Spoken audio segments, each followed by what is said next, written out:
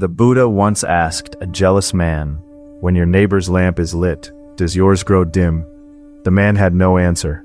Why would the Buddha ask something so obvious? Because the answer exposes something we rarely admit, that somewhere inside, we believe joy is limited, that another's light steals from ours. Today, I'll walk you through what the Buddha said next. It quietly dismantles the part of you that flinches at someone else's good fortune. And what you find on the other side isn't defeat. It's a freedom that feels surprisingly like relief. It was late into the night. In a small monastery courtyard somewhere in ancient India, a young monk sat alone. Stars stretched across the sky above him. Crickets sang from somewhere in the dark.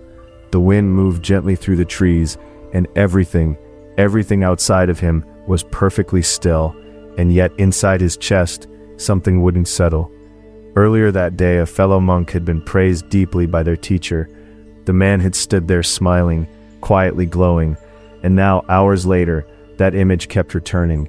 The way he stood, the way he smiled, and each time it surfaced, something heavy shifted in the young monk's chest. It wasn't quite anger, it wasn't quite sadness, but when the moment had come to say, "I'm glad for you," the words hadn't come. He looked up at the night sky and asked himself, very quietly, "Does this make me a failure? As a monk, as a person, does this disqualify me?" Then the wind stirred the leaves, and somewhere in the distance a soft light began to move closer. The old abbot walked slowly, lantern in hand as he did most nights, not because he couldn't sleep, but because he once said, the monastery breathed differently after dark, and he liked to listen to it. He saw the young monk, sat down beside him without a word, and for a long while, simply looked up at the same stars. "When I was your age," he finally said, "I cried in secret for 3 days because a man I disliked was appointed head of the kitchen, and the food he made was, I will admit, considerably better than mine." The Buddha taught what is now known as the Metta Sutta, the discourse on loving kindness, because he understood this kind of pain, not as a flaw to be corrected, but as a knot in the human heart that needed to be gently, patiently loosened. The story behind this teaching begins with a group of monks the Buddha had sent into a particular forest to meditate. The forest was said to be inhabited by tree spirits, and as the monks settled in, those spirits grew uneasy with the human presence. They sent frightening visions. They crept into dreams. They made rest impossible. The monks fled. They returned to the Buddha shaken, barely able to describe what had happened. "We cannot meditate there," one of them said. "The forest is hostile. Our minds won't settle." The Buddha looked at them, not with disappointment, not with dismissal, just with quiet attention. Then he said something unexpected. "Go back, but take a weapon with you. I'll give it to you now." The monks exchanged glances. "A weapon? It's made of words," he said, "of wishes, of the sincere movement of the heart. Take these words into the forest and offer them to every living thing you encounter there." And then he gave them the verses that would become the Metta Sutta. "May all beings be happy. May all beings be free from suffering. Those seen and unseen, near and far, born and yet to be born, without exception, may every living thing be well." The monks returned to the forest. This time they didn't go in bracing themselves. They walked in repeating those words, quietly, steadily, letting them move through their minds and out into the air around them. And the forest grew still. Now, this isn't a story about magic words that repel spirits. The Buddha wasn't teaching a spell. When the monks first entered the forest, their minds were entirely consumed with self-protection. "I'm afraid. I don't want to be here. I want to leave." In that state, the heart contracts. It builds walls. Everything outside those walls becomes a potential threat. And that tension, that closedness, permeated everything around them. But when they began to offer these wishes, "May you be well. May you be free," something in them shifted. The mind that had been turned entirely inward, focused only on its own safety, began to open outward. Even the spirits of the forest were held inside that wish. "You too, may you be well."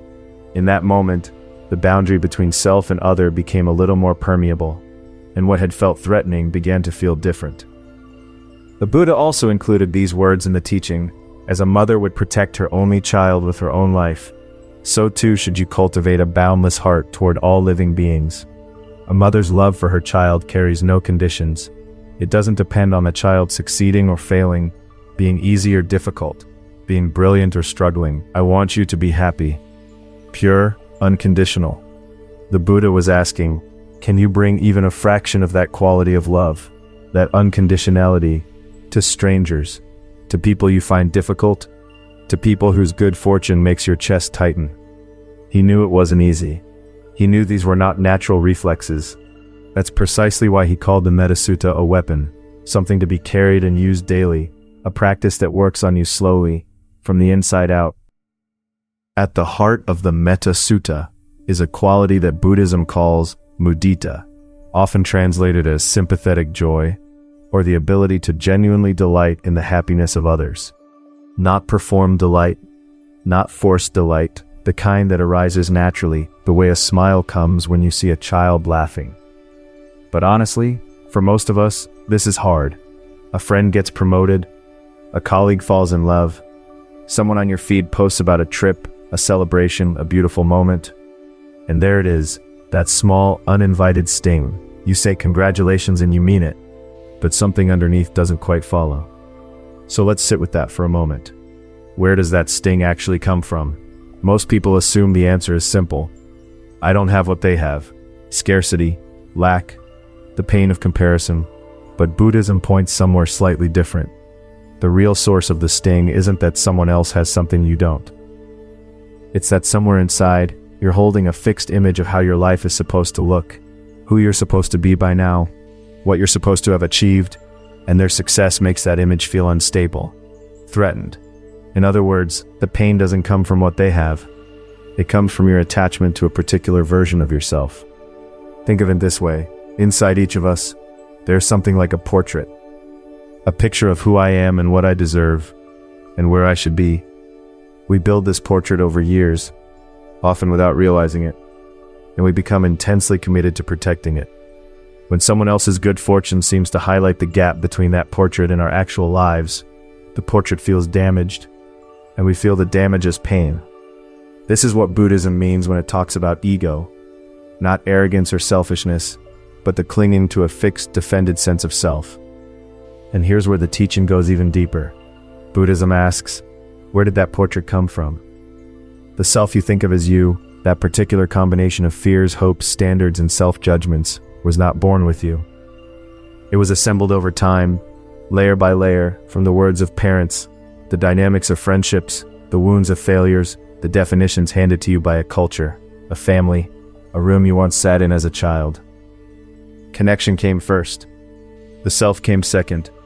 And if that's true, then the portrait you're defending so fiercely, the one that flinches when others shine, isn't the bedrock of who you are. It's a construction. A useful one, perhaps, but not fixed, not permanent, not something that needs to be guarded against every incoming light. When the Metta Sutta says, may all beings be happy, without exception, without ranking, it is quietly dissolving that portrait, not destroying it, softening it. The line between my happiness and your happiness becomes less rigid. Your joy and mine stop being in competition. Mudita, the joy of seeing others flourish, isn't something you manufacture through effort. It's what becomes available when the walls come down a little. When the portrait loosens its grip, the light from outside can finally come in. Let's bring this into the texture of everyday life. 3 scenes that many of us know well. The first, at work. A colleague you started with gets promoted before you do. You've worked just as hard, maybe harder. You congratulate them, and you mean it. But that night, you lie awake and something won't let you rest. Try to look at what's actually hurting. Is it their promotion? Or is it the feeling that I've worked hard enough to deserve this, and the world didn't confirm it? Most of the time, when we look carefully, it's the second one. Your colleague's advancement hasn't taken anything from you, but the story you've been telling yourself, I'm the kind of person who earns recognition, just got complicated. The pain is in the gap between the story and the moment. When you can see that clearly, the colleague's good news begins to look different. It didn't injure you, it just happened, separately in its own lane. The second, in family life. A friend tells you glowing that their child just won an award. Your own child has been struggling. You're happy for your friend, you want to be, but something in you can't fully follow the joy. Ask yourself this gently. Are you experiencing your child's life as a reflection of your own? When a child's results feel like a measurement of us as parents, other children's achievements start to feel like verdicts. But your child is not an extension of you. They arrived in this world through their own particular conditions, their own unfolding path. Their story is their own.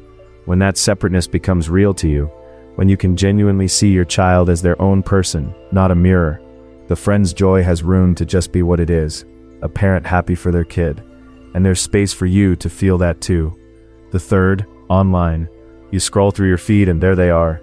The beautiful trips, the milestones, the radiant moments of someone else's life. No particular person, just a cumulative glow that makes your own Tuesday feel gray by comparison. What you're comparing yourself to isn't a life. It's a highlight reel, the curated best moments, extracted from everything else. Comparing your full, unedited daily experience to that selection isn't comparison at all. It's a trick of perspective. But Buddhism asks something deeper than remember it's not the whole picture. It asks who is the one doing the comparing. Every time someone else's happiness makes you feel smaller, there's a self in the background saying, I should be at that level, I should look like that, I'm falling short. That self is exhausting to maintain. It spends its entire existence measuring and defending and managing distance. The words of the Metta Sutta, may you be well, may you be happy, are not a lecture on gratitude. They are a way of setting that exhausted self down for a moment, just briefly, just enough to let someone else's joy exist, without it becoming a referendum on yours. Here's one small thing you can try today. It doesn't require preparation, it doesn't take long, but it might ask a little courage. The next time you hear about someone's good news, a promotion, a relationship, a trip, a quiet moment of happiness, or you see it somewhere on a screen, try saying this inwardly, just for yourself. I'm glad you're happy.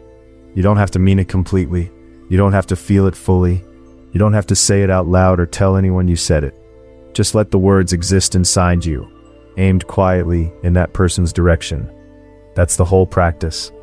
The monks in the forest repeated the words of the Metta Sutta again and again, not because they felt the meaning immediately, but because language, offered consistently, takes root. It works the way water works on stone, not by force, but by returning again and again to the same place. Start with the words. The feeling follows later, sometimes much later. That's okay. There's one more thing worth saying. When you try this, and you still feel the sting, when you say, I'm glad you're happy, and underneath it there's still something aching, don't fight that. Don't try to push it away or decide you failed. You can hold both things at once. I feel the sting, and I'm glad you're happy. The shadow and the light, side by side. Buddhism has never asked us to become people without shadows. It asks us to stop pretending the shadows aren't there, and to place a small, honest light beside them anyway. You don't need to be fully free of jealousy before you begin. You just need to begin.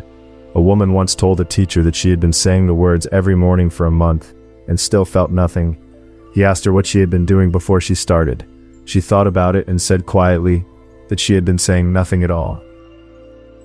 When was the last time you felt genuinely happy for someone, without any trace of comparison, without any calculation of what it meant for you?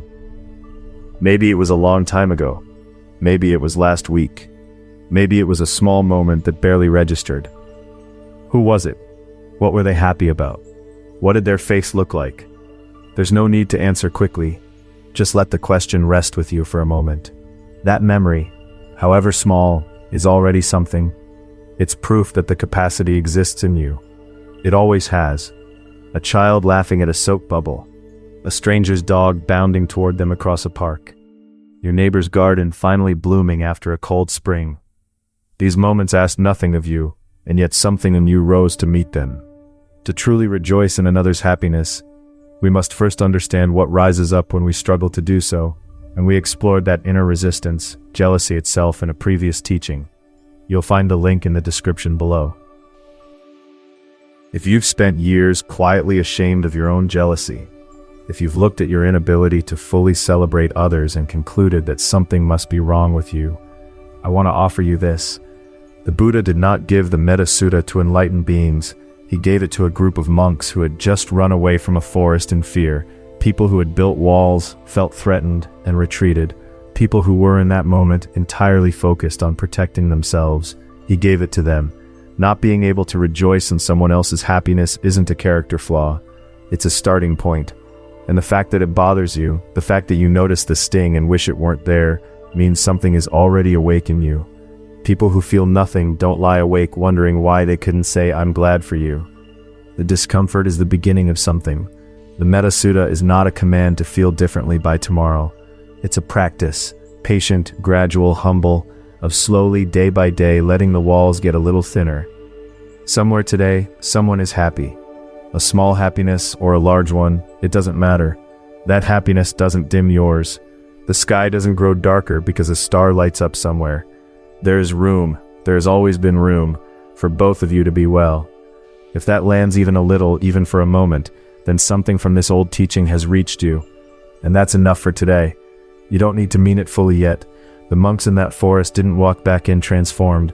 They walked back in afraid and tired, and began. A woman I heard about once said she spent 3 months wishing her sister well through gritted teeth, and then one morning she noticed the teeth weren't quite so tight. That was the whole miracle. That was it. Whose face came to mind while you were listening today? One story a day. In a week, your words will change. In a month, your eyes will change. In a year, the same world will look completely different.